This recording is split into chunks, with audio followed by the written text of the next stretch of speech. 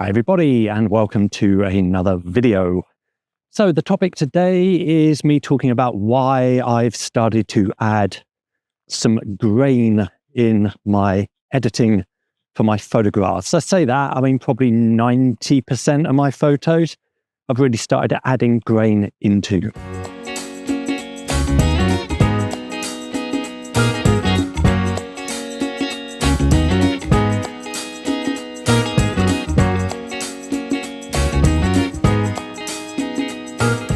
So not only talking about the why, but I'm also going to explain in terms of the when I start doing that. Now, obviously that's going to be personal preference, but I think it might be interesting for you guys to know exactly which types of photos I add grain to and which ones that I don't.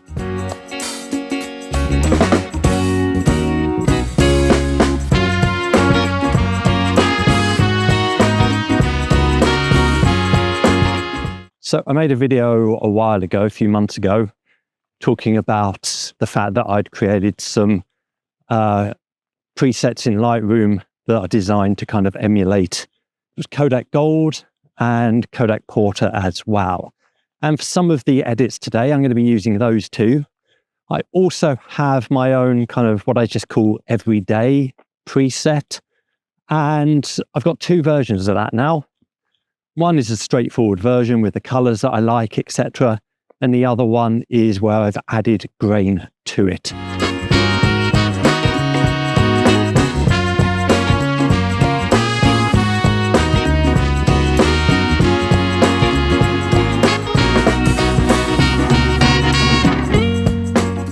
So the first thing to talk about is the when.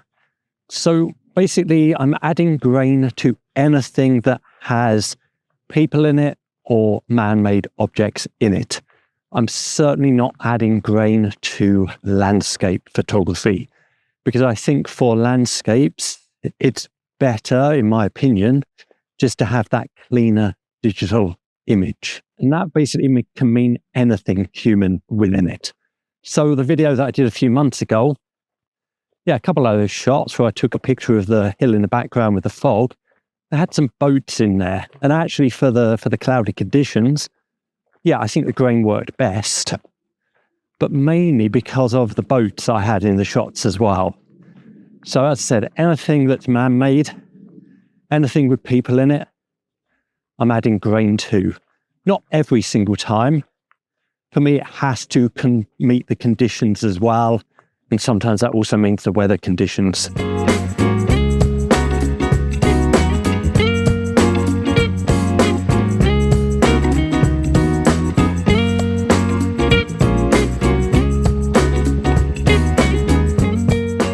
Right, decided to walk down the hill for doing this part of the video. Uphill and talking, not so easy. Anyway, so I've never done film photography.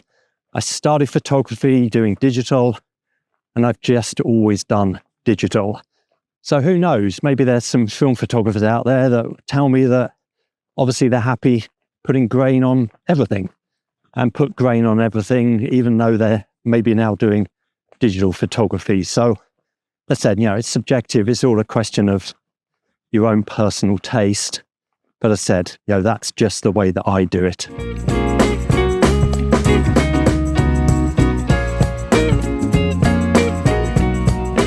Something quite nice about location hopping, I have to say. Normally I just go to one location, take the shots there and then go home. But I'm quite enjoying driving around a little bit.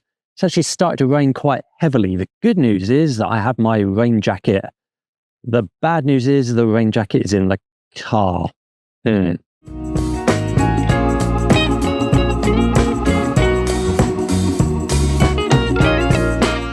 Wow, it was just raining a lot on the drive here and once I got here as well. So much so that I wasn't sure I was going to be able to do any more vlogging from location. But it's dried up now. The sun came out. I was hoping for a rainbow. That didn't happen. But I've come to a different location. In fact, let me show you a better view than that.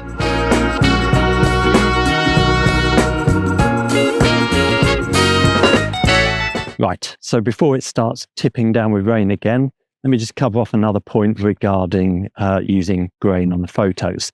Now, I'm not doing this because I'm like anti-digital, et cetera, or following a trend.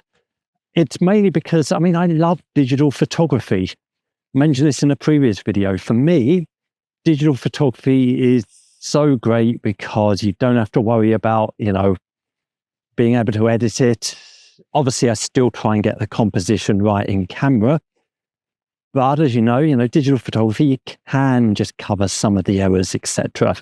And, I'd take my hat off, all I would do if it wasn't raining again, to those guys that do that do film photography, because it is harder. They've got to get that composition right in the first place. So, yeah, it's not because, I'm anti-digital. Otherwise, I wouldn't be doing digital photography in the first place. For me, it's actually just a bit of a creative choice. And that's, as I said, why I really am selective in terms of which photos I choose to put grain on and which I don't.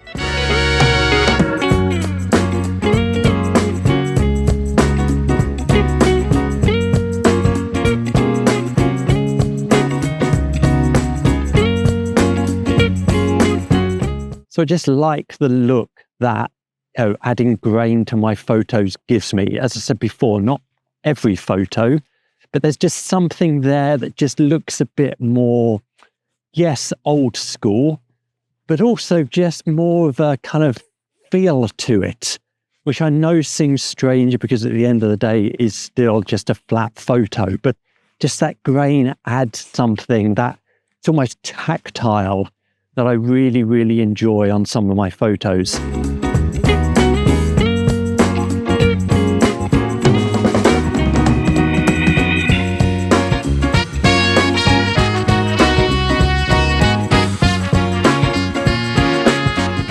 Just a little postscript to what I've just said. The one area where I really do love adding grain is black and white photography. I don't know whether that, again, is just because it's kind of more reminiscent of the past, but for me, black and white photography does look good with grain on it. And the other thing I'm really looking forward to is seeing how the photos with grain look once I print them. Now, I haven't printed anything at the moment, mainly because I'm now going to print a photo book at the end of each year, rather than doing like a half-yearly photo book. But I am curious to see what it looks like when it's printed. And again, for me, I think it's going to look good because of that tactile element that I just spoke about.